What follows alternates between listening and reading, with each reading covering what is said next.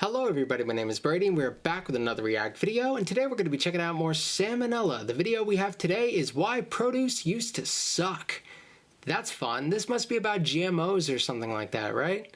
GMOs are a really interesting subject. I don't know that much about them, but whenever I hear people talk about them, it's so fascinating.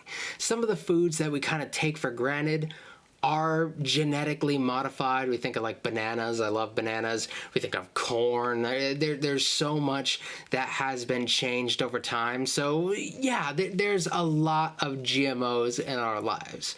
A lot of people are generally skeptical of stuff like that because it feels kind of unnatural and stuff, but there is a lot of good that can come out of that stuff. So I'd imagine if he is going that route, then that's the sort of thing we're going to be highlighting, the positive side of genetically modifying our food.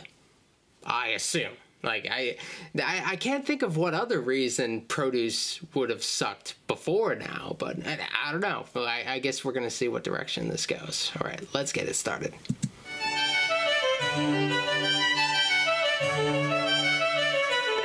I bumped this song.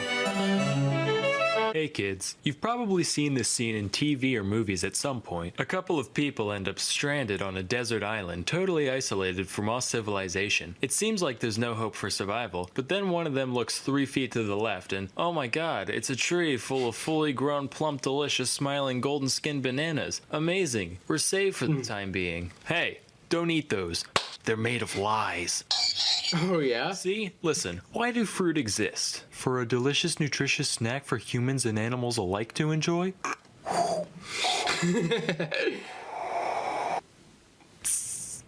You know, you didn't have to go throwing him into the sun like that. You're next, Susan!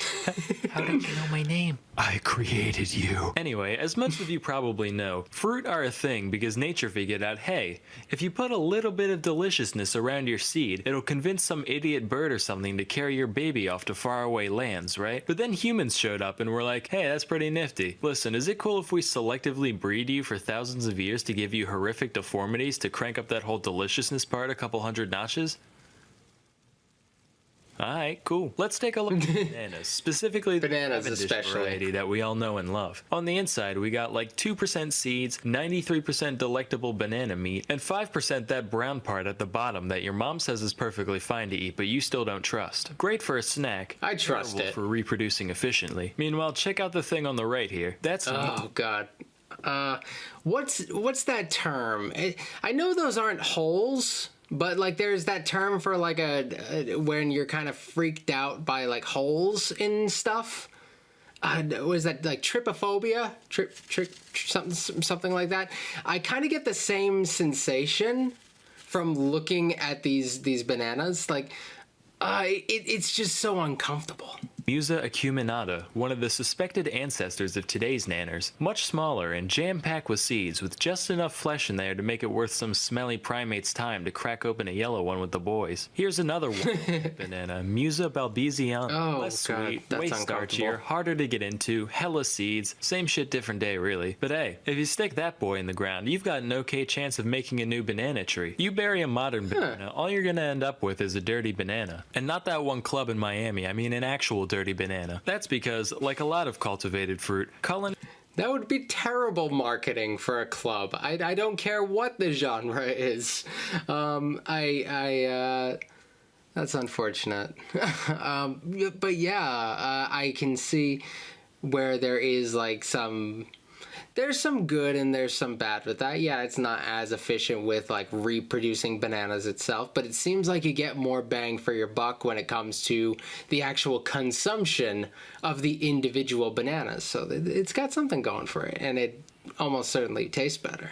Culinary bananas are so inbred and malformed that they can't produce offspring even if they wanted to. So, word of advice for you men out there, if ever a lady points out how poorly endowed you are, Just show her this JPEG. She'll say, wow, I didn't realize it was so potent and fertile. You really opened my eyes, thank you. Bananas aren't the only piece of produce to follow this pattern. Okay. Not by a long shot. For example, take the watermelon. According to Monsanto, everybody's favorite corporation, the first evidence of human cultivation of the watermelon dates back to Egypt around 5,000 years ago. Back then, they were only 2 inches in diameter, around the size of a tennis ball. The flesh was supposedly tough and bitter, much like that of a tennis ball. Of course, just as the growth of a delicious green baby takes time, so too did the evolution of the modern watermelon. In fact, even as late as the mid-1600s, watermelons looked way different from what we have today.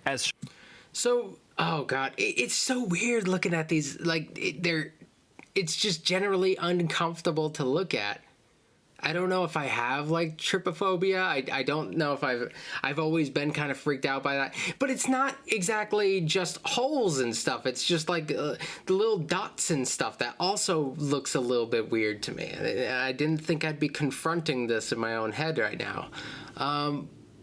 But generally, there is something awesome about the fact that they can make them bigger. If they can still be fertile and be... bigger, I think there is a really good upside with that, because you can feed more people. With the banana things, there seems to be a downside there. I don't know if that downside is just ever present in this stuff. It looks like there's a lot of seeds in this old version of a watermelon. I don't know, like the watermelons I've seen, like they have seeds, but it doesn't seem like it's that many. So I don't know, maybe those are in a sense less fertile as well. Shown by this painting by Giovanni Stanchi. Notice the thicker rind, the larger seeds, and the weird segmentation on the inside. Definitely a cooler still life subject, but ultimately inferior as a summertime snack. How about vegetables? Tell me, do you enjoy cabbage, Brussels sprouts, kale, collard greens, broccoli, or cauliflower? I mean, I guess I like broccoli and cauliflower. The rest are kind of gross though. Wrong! All 6 of these vegetables are actually the same thing. That means you like them all. That's not how that works.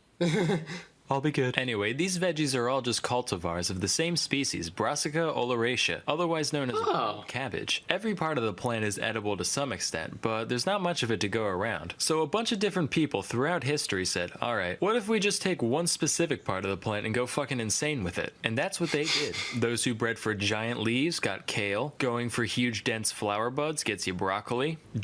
So in like a taxonomy thing, like, and I don't understand taxonomy that much, but would this just be going, like, these are different species under like a different, what is it, like under like a different, different species under like the same genus or something like that? Or are they like technically the same species, just like slightly altered, which...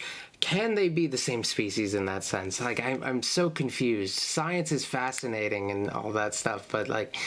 I don't really have the sharpness of understanding it. I don't know, it's really weird. Juicy engorged lateral leaf buds equal Brussels sprouts, etc. Speaking of segues, let's... That's pretty sick. Plants. The That's a fun fact eggplant was first domesticated in India, where it can still be found in the wild today. It looks nothing like an eggplant, though. They actually resemble little green berries the size of grapes. The only thing it seems to have in common with the classic purple eggplant is how little both of them have in common with an egg. However, if we add the RGB percentage values of their color and merge their shapes, we do get what looks approximately like an egg. So I guess that solves that mystery. This whole transformation really is a testament to man's greatness, though. That's like starting out with a frog and selectively breeding them until you end up with Grimace from McDonald's lore. Speaking of which, that would be terrible. To be evil and have 4 arms. This is a real thing. I'd like to think that when they lopped off his extra limbs, all his evil energy went with him, and now there's just 2 plump purple cylinders scampering around the countryside waiting to pull unsuspecting kids under ball pits. That looks so strange. Again. That's just my McDonald's headcanon, though. As far as McDonald's goes, like when I was a kid and started like consuming McDonald's more, like Ronald McDonald, like he was around, but he didn't feel like he was as much at the forefront as he was with like the generation before me, and especially not like his other cast of characters. Like we knew who they were, but yeah, we don't really give them much attention now, and I think I was in the generation that was like phasing them out a little bit. Because they were all kind of weird. Anyway, back to whatever we were talking about. Next is corn, or sorry, maize. I call it corn like a normal person. If it was supposed to be called maize, these would be called mazes. Obviously, that's like the perfect opportunity, but they're not, so put an etymological sock in it. Or stocking. Anyway, I was totally expecting corn to look like those baby corns you find in Chinese food and literally nowhere else. Turns out those actually are just baby corns. One suspected ancestor of corn is known as Teosinte, which looks like this. Gee whiz, Sam, that sure does look like garbage. Good eye, Billy. That's because it was garbage. Whereas modern corn has a kernel count in the hundreds, Teosinte only has 5 to 12, with each one being encased in a hard shell that's basically impossible to get into short of... Can I see that picture one more time?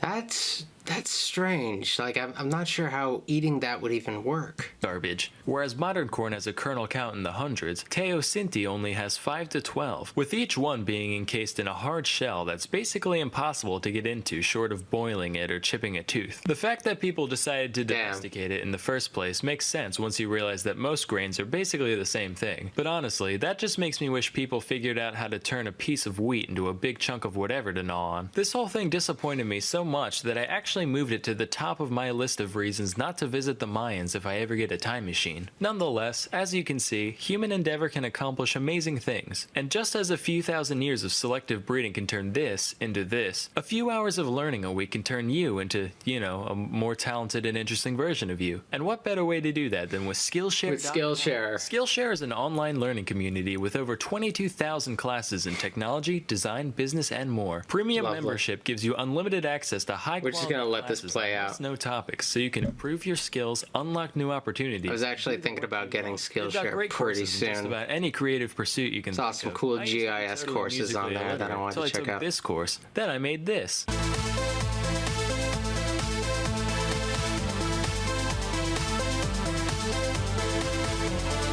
What about food? You like food? Of course you do. You'd be dead if you didn't. With Skillshare, you can make macaroons, fresh pasta, spring rolls, whatever. Join the millions of students already learning on Skillshare today with a special offer just for my viewers, where you can get 2 months of Skillshare for free. To sign up, go to skl.sh/samo2.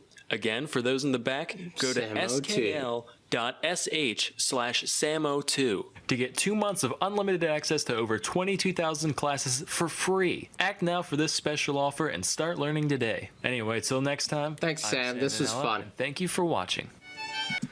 So that was really fun. They were things that I knew. There was the obvious examples of the banana and corn or maize or like whatever you want to call it. Like, I think there is something really fascinating in how we have altered food over time. I think there is kind of this like this kind of hippie tendency to think that just because things are more on the natural side or whatever, your perception of what natural is, they're inherently better for you. And maybe in some cases that's true, but it's also great that there is so much potential to alter these things, because in some cases you can make them taste better. In some cases you could make them feed more people.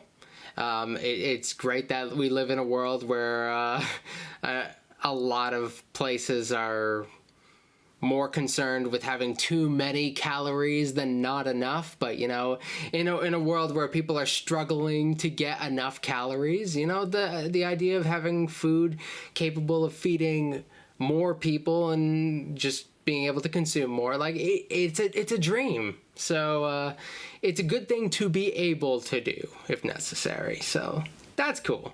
Science is weird, man. Science is weird, but I enjoy learning about it, because every time I do, I'm so scientifically dumb that every time I get slightly into science, it's just like a whole new world and everything is so shiny and brilliant or whatever. Like the science part of my brain is so slow that everything just looks amazing from this perspective. Yeah, it was not my best subject in school. All right, so I'm done. I'm going to be checking out more salmonella if I find other ones. I don't know how many are left at this point. Every time I think I'm almost done, I find a handful of other Salmonella videos I haven't checked out. So I don't know. We'll see how long it takes for me to get around to finishing them. Maybe before he gets out his next video. Maybe not. I don't know when exactly he's coming back at this point. I know he's supposed to, but you never know when that's going to happen. Like, his videos clearly take a lot of effort. And I say that unironically.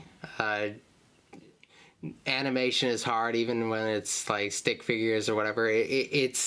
There is an art and like a brilliance to the way that he does his videos. So I'm excited to see what he's going to be doing in the near future, if it is the near future. So I'm all done. All right, thank you guys for watching, and I will see you tomorrow with another video.